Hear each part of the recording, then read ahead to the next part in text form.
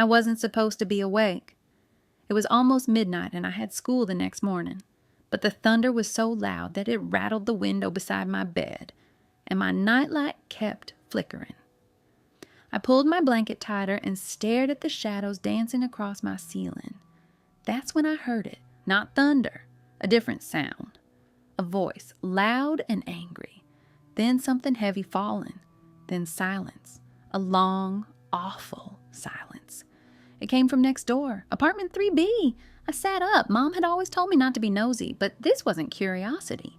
This was something else. Something that made the hair on my arm stand up. I crept out of bed and tiptoed to the window, the one that faced the alley between our apartment and the next building. The lights in 3B's kitchen were on, the curtains were open just a bit. I could see just enough. And what I saw made my throat close up. Mr. Connolly, our neighbor, was standing over a woman. She was on the floor, not moving. His hands were red, his face pale and sweaty. Then he looked up, not at me, just toward the window.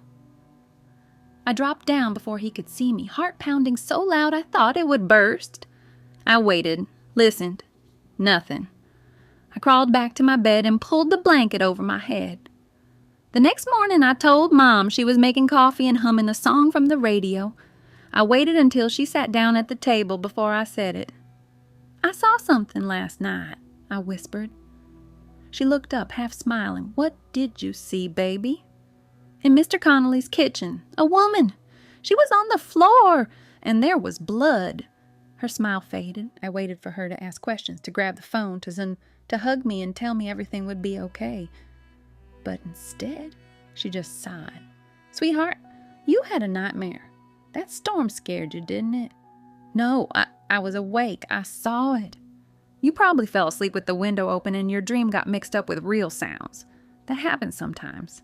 I shook my head. "It wasn't a dream. I saw him."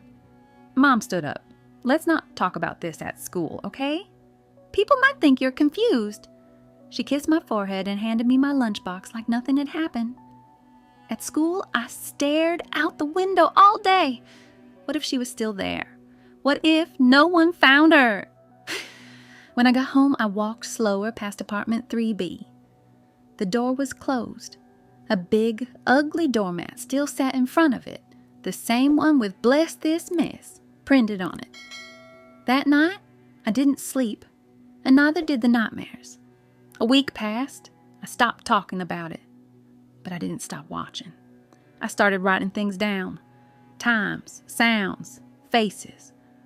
I saw Mr. Connolly take a big black trash bag to the alley around 2 a.m. one night. I saw him scrub his front step the next morning. I saw him smile at the mailman like nothing was wrong. I saw him watching me once from behind the curtain. I didn't tell Mom again. She wouldn't believe me. But I told my notebook. And my notebook believed everything. On the 10th day, something changed. I was walking back from the laundromat with Mom when I saw a woman standing outside. 3B. She was tall, blonde, and wearing sunglasses even though it was cloudy. She knocked. Mr. Connolly answered. They spoke quietly. Then she stepped inside. I tugged at Mom's sleeve. "Who's that?" She didn't look up. "Probably a friend." "Do you know her?" "No, sweetie, let's go." I looked back once. The woman was staring at me. That night there was no thunder, no rain, just quiet, but I couldn't sleep. Around 1:30, I heard the hallway door creak. Not ours, the building door. I got up and tiptoed to the peephole. Someone was standing at our door. I held my breath. They didn't knock, they just stood there. Then a soft scraping sound. I backed away. The next morning there were scratch marks near the doorknob. I showed Mom. She said it was probably from a dog. We didn't have dogs in the building. That weekend, Mom left me home while she went to get groceries. I was sitting by the window with my notebook when the lights in 3B flicked on. Mr. Connolly stepped out, briefly, placed something on his doormat, then went back inside. I couldn't help myself. I grabbed a jacket and crept down the hall. The hallway was quiet. Every step echoed. When I reached the door, I crouched. A folded piece of paper sat on the mat. I picked it up, unfolded it, one sentence typed in block letters. "You saw too much." I dropped it.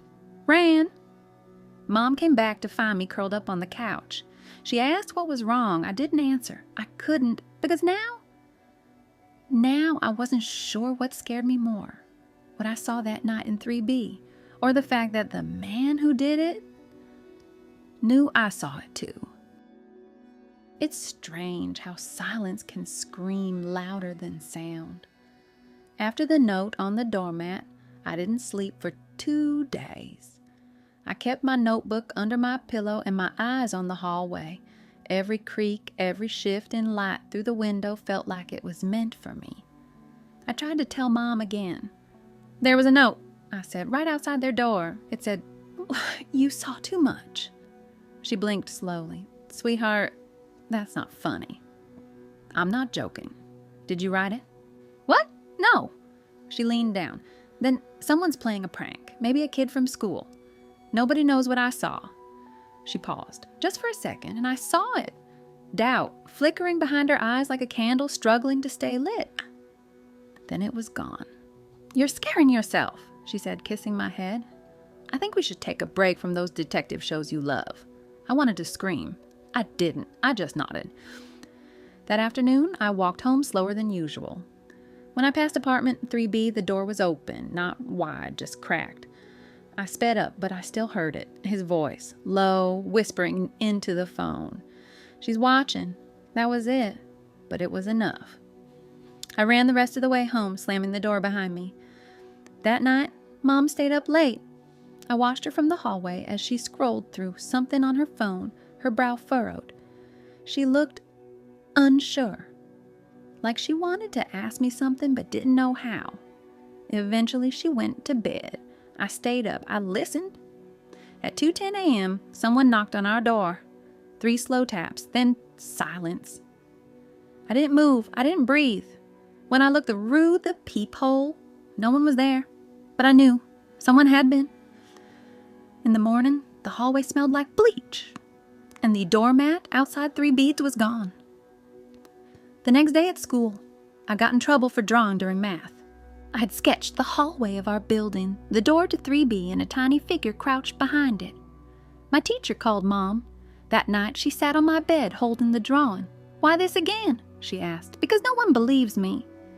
She didn't speak for a long time. Then she said, "Do you want to go away for the weekend? Just you and me?" "Where?" "Your aunt's cabin by the lake. No neighbors. Just quiet." I stared at her. "Are you scared too?" I asked. She hesitated again, then quietly, "I don't know what I believe anymore." We left the next morning. The drive was long and winding. I watched trees blur past the window and tried not to think about 3B.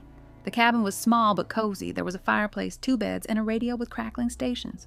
No TV, no internet, just birds. And quiet. Too quiet. That night, Mom lit a fire and made hot chocolate. I felt warm for the first time in days. Safe. Until the radio buzzed to life on its own. We both jumped. It was just static. Mom laughed nervously and turned it off, but the sound stuck with me like the note on the mat, like the knock on the door, like the whisper. I had a dream. In it, I was standing in the hallway again. The door to 3B was open wide, the room inside was dark, and someone was standing in the middle, watching me. I couldn't see a face, but I felt it, the danger, the knowing. When I woke up, Mom was already up, staring out the window. "There's a car," she said. "Parked at the edge of the road." I joined her. It was black, windows tinted, empty. No one got out, no one got in, but it stayed there all day. On the second night, someone knocked on the cabin door once, then twice, then silence. Mom and I froze. She held my hand, tight. Neither of us moved. The knocking didn't return. When morning came, there were footprints in the dirt, just one set, leading to the door, not away. We packed and left that afternoon. I didn't speak the entire ride home, neither did she. Back in the apartment, things were quiet, too quiet. That's when I realized something had changed. Mom started checking the locks twice. She looked out the window more often. She stopped telling me I was imagining things. One night, she even picked up my notebook, read it, all of it. When she finished, she looked at me, eyes wide, and said, I think we need to talk to someone." But it was already too late, because the next day a note was slipped under our door, typed just like the last one. "She's talking she shouldn't." After the second note, everything changed. Mom didn't call it a dream anymore. She didn't call it stress or imagination or fear. She called it what it was, danger. And now we lived inside it. She tried to stay calm for me, but I could see it in her eyes, the way they darted toward every sound, the way she started sleeping with her phone in her hand. I wasn't allowed to go to school the next day. She said it was a precaution. But when she moved the couch in front of the door that night, she didn't say why. She didn't have to. Already knew. We started living in whispers. Mom didn't want me near the windows. She covered them with blankets, even during the day. She stopped answering the door. We didn't order food, didn't go outside. It was like our apartment had turned into a hiding place. And I started to wonder, was that woman in 3B ever really found? Was there even an investigation? No police had come, no yellow tape, no news trucks, just silence. Too much silence. On the fourth night after the note, something happened. It was past midnight. Mom had finally dozed off on the couch. I was in bed, but I couldn't sleep. I listened like I always did. Then I heard it, a click, soft, deliberate, the kind of sound you'd miss unless you were waiting for it. Then another, metal tension, pressure, the lock. Someone was trying to open our door. I froze, heart pounding. My room was the farthest from the front door, but I could still hear it. Slow, careful movements, like someone testing each notch of the lock, trying not to make noise. I slipped out of bed and crawled into the hallway. Mom was still asleep. "Mom," I whispered. She stirred, blinked. Then she heard it too. We didn't speak. She grabbed her phone, no signal. She looked at me wide-eyed, then mouthed one word, "Closet." I nodded and ran. The hallway closet was cramped, dusty, full of old coats and boxes. I crawled in and shut the door. I could still hear the front door, the sound of tools, of metal against metal. Then, nothing. Silence. For minutes, I didn't know if that was better or worse. Then a thud, a soft footstep. They were inside. I covered my mouth with both hands. I didn't cry. I didn't move. I just listened. Floorboards creaked. A chair scraped. Something fell. Mom didn't scream. She didn't make a sound. But I knew she was still out there. Brave. Fighting without making a noise. I wished I could help. I wished I could be louder. But all I had was silence. Eventually, footsteps again. Slower. Out the way they came. The front door clicked shut. I waited. 10 minutes. 15. Then I heard it. "Sweetheart." Mom. Her voice was shaking. She opened the closet and pulled me into her arms. "It's okay," she whispered. "They're gone." We didn't call the police. There was no point. We didn't even have proof. No forced entry, no missing items, no cameras, just fear. That was all they left behind. And maybe that was the point. The next morning, we started packing. "What are we doing?" I asked. "We're leaving," she said. "Where?" "I don't know yet." I nodded. I didn't care where, as long as it wasn't here. We took only what we could carry: clothes, cash, the notebook. Everything else stayed behind. The apartment, the furniture, the memories. It all felt poison now. We got on a bus headed east. We didn't tell anyone, didn't leave a note. We were ghosts, disappearing before daylight.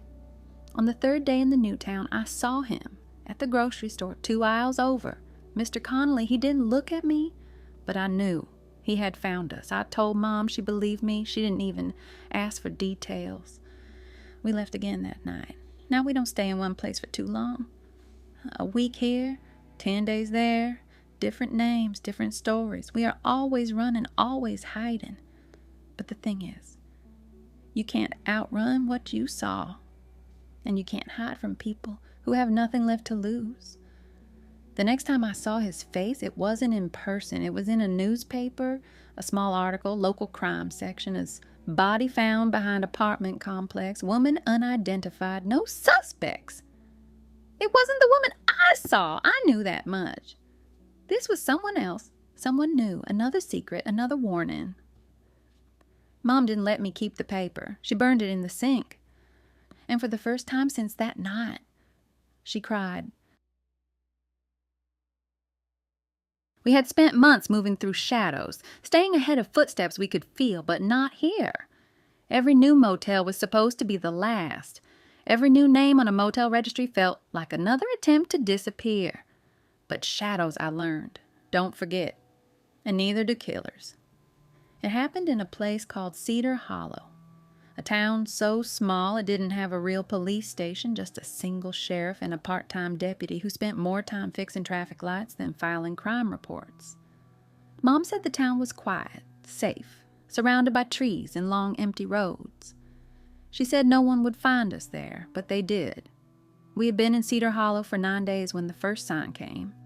I was playing with the neighbor's cat out front when a man in a dark hoodie walked by. I wouldn't have noticed him, but he didn't look up, didn't wave like the others, just walked. Quiet. Too quiet. I went inside and told Mom. She froze, then closed the blinds. That night, someone left a photo at our door, a picture of the two of us walking out of the grocery store the day before. No note, no name, just proof. They knew where we were. We didn't sleep. Mom wanted to leave again, bags packed, a tank full, but I said no. I didn't want to run anymore. Neither did she, not really. That night, she stared at her reflection in the motel mirror for a long time. Then she turned to me and said, "We end this." It started with a phone call, not to the sheriff, but to someone Mom knew from before, someone she hadn't spoken to in years. "I need a favor," she said, "and you owe me one." The next day, a woman showed up, tall, black boots, cold eyes. She looked at me like she already knew my whole story. Her name was Dana. She didn't smile. "We're going to make them feel cornered," she said, "just like you've felt." Mom gave her the photos, the notebook, everything we'd collected. Donna read through it all like she was reading a script she'd memorized years ago. Then she made some calls. I didn't know who she called, but things started to happen. On day 3, someone followed one of the men, caught him trying to buy a fake ID, took a picture, sent it to Dana. He was still nearby. Day 4, another contact called. One of the others, Jay, I think his name was spotted 3 towns over, using cash to buy burner phones. They weren't running anymore either. They were circling, closing in. That night, Mom and I moved to a new room across town, just in case. But we didn't hide. We waited. On day 5, it happened. I was in the room alone, coloring at the table, when the door creaked. I didn't freeze this time. I grabbed the handle of the drawer next to me. Inside was what Dana had given us, a small black can of pepper spray and a whistle. Mom had taught me how to use them both. He stepped inside slowly, Mr. Connolly. His face was thinner, older, more desperate than I remembered. "You shouldn't have talked," he said. I didn't say anything. I just looked past him to the mirror behind him, because in the reflection, I saw what he didn't. The bathroom door opening. "Mom!" She moved fast. The noise was loud, glass break-in, a crash, and then she was on him. They struggled. He hit her once hard, but she didn't stop. I screamed, grabbed the pepper spray, and ran forward, spraying wildly. He yelled, blinded, and stumbled back. Then the door flew open. Dana, 2 more people with her, not police, but something close. It was over in seconds. Mr. Connolly was on the floor, cuffed, screaming about lies and betrayal and how she was never supposed to remember. But I did. I remembered everything. The sheriff arrived 20 minutes later. Everything after that felt like fog, questions, forms, sirens. Dana stayed with us the whole time. They took Mr. Connolly away. He wouldn't stop shouting. I didn't hear the words. I only heard Mom breathing next to me, slow, steady, alive. 2 weeks later, we were relocated. New town, new school, new start. But I didn't need a new name. For the first time, I didn't need to hide. I told my story, not just to the police, to others, to people like me, people who weren't believed, people who were told it was just a dream. And maybe one of them would feel brave enough to speak because I still have the notebook. It's worn now, pages smudged, some torn, but it's mine. It holds everything. Not just what I saw, but who I became. Someone who doesn't run, not anymore.